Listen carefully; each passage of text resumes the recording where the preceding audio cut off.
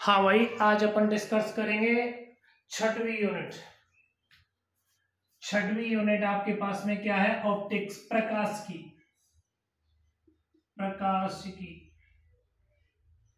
ठीक, अपने राजस्थान बोर्ड में 9 अंक को कवर करती है। कितने अंक को? 9 अंक को। हम पहले भी एक बार, आप 11th क्लास में थे तब डिस्कस कर चुके थे ऑप्टिक्स के ऊपर। हमने बताया कि ऑप्टिक्स है।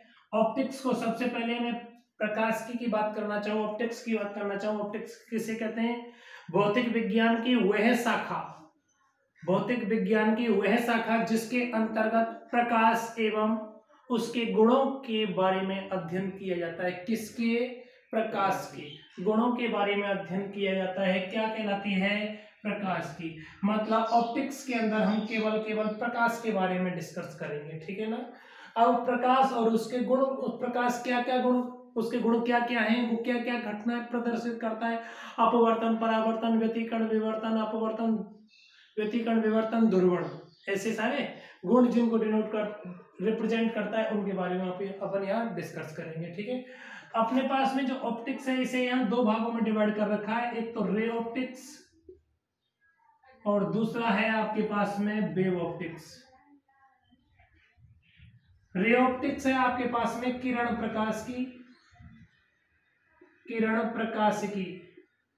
और वेव ऑप्टिक्स है आपके पास में तरंग प्रकाश की। कौन सी? तरंग प्रकाश की। ये आपका चैप्टर संख्या 11 है। ये आपके पास में चैप्टर संख्या कौन सा है?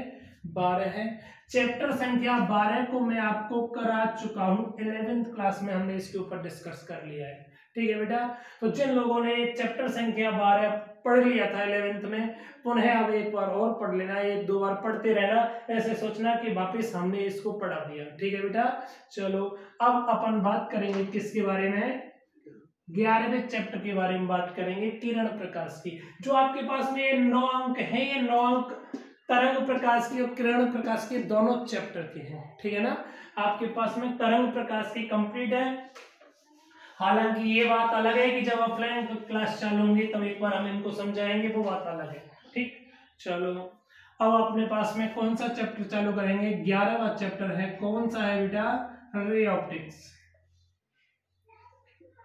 रे ऑप्टिक्स, इसको अपन क्या बोलेंगे? किरण प्रकाश की, ठीक है बेटा।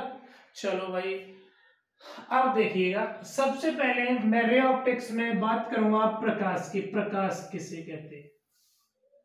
लाइट। किसके बारे में डिस्कस करूंगा? प्रकाश के बारे में डिस्कस करूंगा।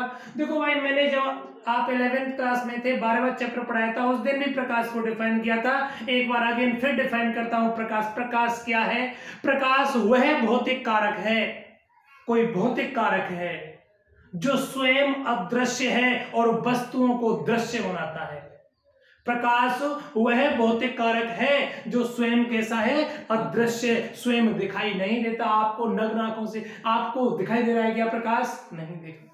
लेकिन आप सोचो, अगर इस रूम के अंदर प्रकाश नहीं आए, सारे खिड़की दरवाजे सब कुछ मैं बंद कर दूं, तो इसके अंदर क्या है? मुझे कुछ दिखाई देगा क्या? नहीं। इसका मतलब कुछ भी दिखाई दे रहा है ना, तो दिखाई देने में कौन योगदान दे रहा है आप अपने लिए? प्रकाश, है ना। प्रकाश वह भौतिक कारक है जो स्वयं अदृश्य है और वस्तुओं को दृश्य बनाता है। एक्चुअली प्रकाश को मैंने उसके गुणों के आधार पर डिफाइन किया, ठीक। दूसरे सेंटेंस में मैं प्रकाश को और भी डिफाइन कर सकता हूं बेटा। प्रकाश को कैसे डिफाइन कर सकता हूं दूसरे सेंटेंस में? देखो,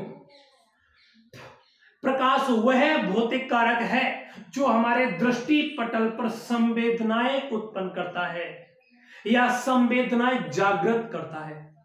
प्रकाश वह भौतिक कारक है जो हमारे दृष्टि पटल पर पहुंचकर संवेदनाएं जागृत करता है। संवेदनाएं जागृत करने का मतलब क्या है? आप सोचो, आप सामने बैठे हुए हो, कोई भी कैंडिडेट सामने खड़ा है, प्रकाश आएगा, उस कैंडिडेट जो सामने खड़ा हुआ है उसके फेस पर पड़ेगा, वहां से फेस से प्रकाश परावर्तित होकर जैसे आएगा और मैं मान लेता हूं वो प्रकाश आकर कहां पहुंच गया, मेरी आंख में प्रवेश किया, आंख में रेटिना से, आंख में कॉर्निया से होकर रेटिना पर फोकसित होता है और जैसे रेटिना पर फोकसित होता है तो वहां संवेदनाएं उत्पन्न होती हैं। कहां ये संवेदनाएं कहां उत्पन्न हो रही हैं, आपके पास में रेटिना पर संवेदनाएं उत्पन्न हो रही हैं। ये सारी संवेदनाएं अपने ब्रेन में पहुंचती हैं। कहां पर पहुंचती हैं? ब्रेन में पहुंचती हैं और ब्रेन में जाकर एकत्रित हो जाती हैं। वहां जाकर अपन एकत्रित कर लेते हैं कि यह संवेदना क्या चीज है। आप सोचो, आपने पहली बार कभी हाथी देखा होगा तो हाथी की इमेज आपके कहां पर पहुंचेगी? रेटिना पर पहुंचेगी और जैसे ही हाथी की इमेज रेटिना पर पहुंचेगी तो जो संवेदना है वो ब्रेन में पहुंचेगी। तो ब्रेन पहली बार में आपने हाथी देखा तो वो संवेदनाएं आपके ब्रेन में पहुंची तो ब्रेन ने कहा यार इतना विशाल शरीर है, वो क्या है? ब्रेन कहेगा यार पता नहीं, ब्रेन को क्या पता, उसने तो पहली बार देखा है। फिर आप किसी से पूछेंगे यार ये क्या है, तो कोई और बोलेगा कि ये हाथी है। क्या है? ये हाथी है। फिर आपका ब्रेन स्टोर कर लेगा कि यार ये संवेदना है ना, ये हाथी की होती है। जब जब आपको ऐसी इमेज दिखाई देगी आप समझ जाओगे या नहीं कि ये कौन है, हाथी है या नहीं।